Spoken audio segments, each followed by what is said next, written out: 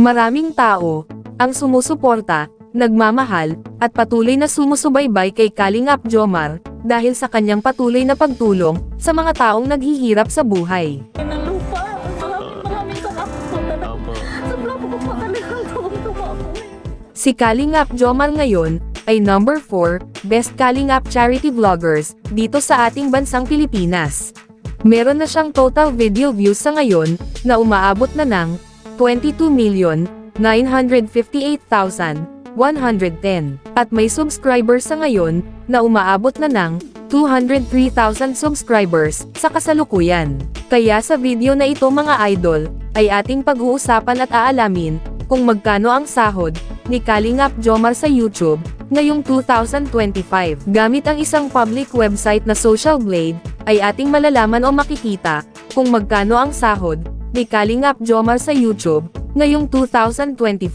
Sa mga hindi pa nakakaalam, ang Social Blade nga pala ay isang public website na kung saan kahit sino ay pwedeng tumingin sa analytics at estimated earnings ng isang YouTuber or influencer. So yun mga idol, nandito na tayo sa Social Blade, at ito ang Social Blade channel ni Kalingap Jomar. So yun mga idol, dito sa kanyang uploads ay nasa 445 na. Subscribers naman ay nasa 203,000 na. Video views naman ay nasa 22,958,110. Country ay wala pang nakalagay, pero alam naman natin na taga Pilipinas siya. Channel type ay people.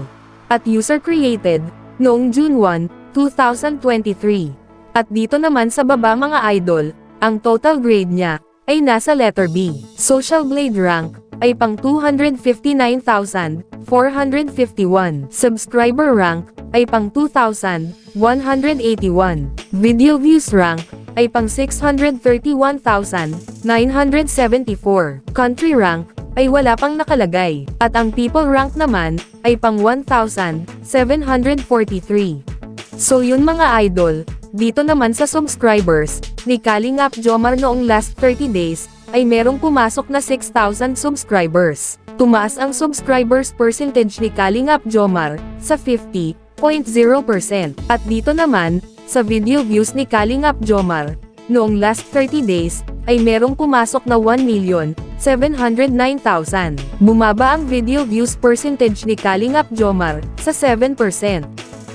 So yun mga idol, dito naman tayo sa YouTube stats summary ni Kalingap Jomar noong December 23, 2024 hanggang January 5, 2025. Ay makikita natin dito ang pumasok na subscribers, pumasok na video views, at ang YouTube estimated earnings ni Kalingap Jomar sa bawat araw. Pero mga idol, ang titingnan natin dito ay ang daily average at weekly average. At disclaimer lang mga idol, ang impormasyon na ibinabahagi ko sa inyo ay isang estimated earnings lamang. Dahil ang website na ito ay nagbabase lamang sa views ng bawat video. So yun mga idol, umpisahan natin dito sa daily average. Dito sa subscribers ni Kalingap Jomar, sa loob ng isang araw ay merong pumasok na 200 subscribers. At sa video views naman ni Kalingap Jomar, sa loob ng isang araw ay merong pumasok na 56,953. At dito naman, sa YouTube estimated earnings ni Kalingap Jomar, sa loob ng isang araw, simula dito sa lowest, ay merong pumasok na $14 hanggang sa highest na umabot ng $228.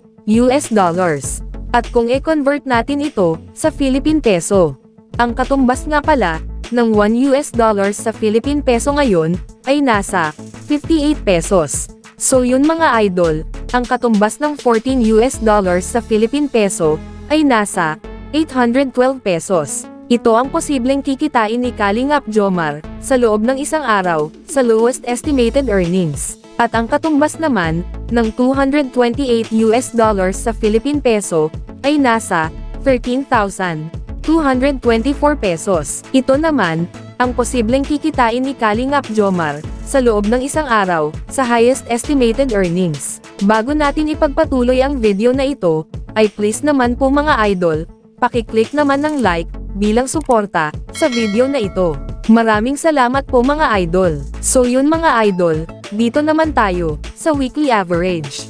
Dito sa subscribers ni Kalingap Jomar, sa loob ng isang linggo, ay merong pumasok na 1,400 subscribers. At sa video views naman ni Kalingap Jomar, sa loob ng isang linggo, ay merong pumasok na 398,671. At dito naman, sa YouTube estimated earnings ni Kalingap Jomar, sa loob ng isang linggo, ay merong pumasok na $100 hanggang sa highest na umabot ng $1,600. At kung i-convert natin ito sa Philippine Peso, ang katumbas ng $100 sa Philippine Peso ay nasa 5,800 pesos. Ito ang posibleng kikitain ni Kalingap Jomar sa loob ng isang linggo sa lowest estimated earnings. At ang katumbas naman ng $1,600 sa Philippine Peso ay nasa 92,800 pesos. Ito naman ang posibleng kikitain ni Kalingap Jomar sa loob ng isang linggo sa highest estimated earnings.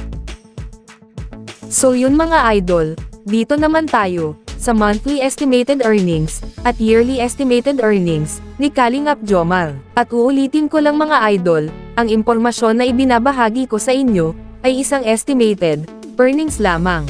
Dahil ang website na ito ay nagbabase lamang sa views ng bawat video. So yun mga idol, simulan natin dito sa monthly estimated earnings. Simula dito sa lowest ay merong pumasok na $427 hanggang sa highest na umabot ng $6,800.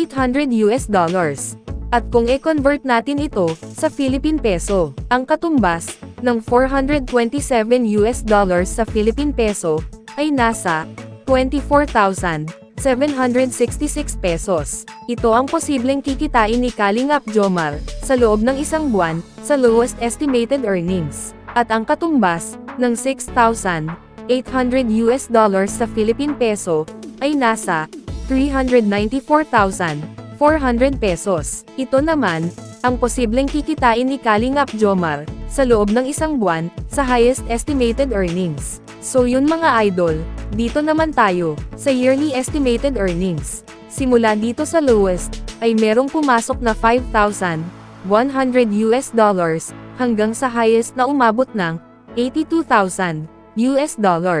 At kung i-convert natin ito sa Philippine Peso, ang katumbas ng $5,100 sa Philippine Peso ay nasa 295,800 pesos. Ito ang posibleng total na kinita ni Kalingap Jomar sa loob ng isang taon sa lowest estimated earnings. At ang katumbas